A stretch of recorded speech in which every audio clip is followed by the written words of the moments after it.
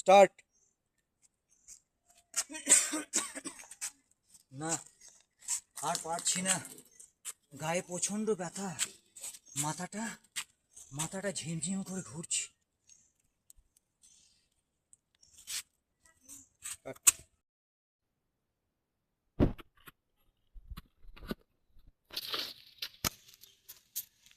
কাট। আপনি রাস্তায় কেন বিআই সাহেব? কাট। স্টার্ট। আমি? হ্যাঁ হ্যাঁ, আপনি।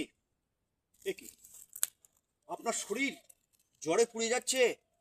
এই অসুস্থ শরীরে আপনি বাজার করতে গেছিলেন, আর এটা তো মনে হচ্ছে আপনার বৌমার পুরাতন চপ্পল।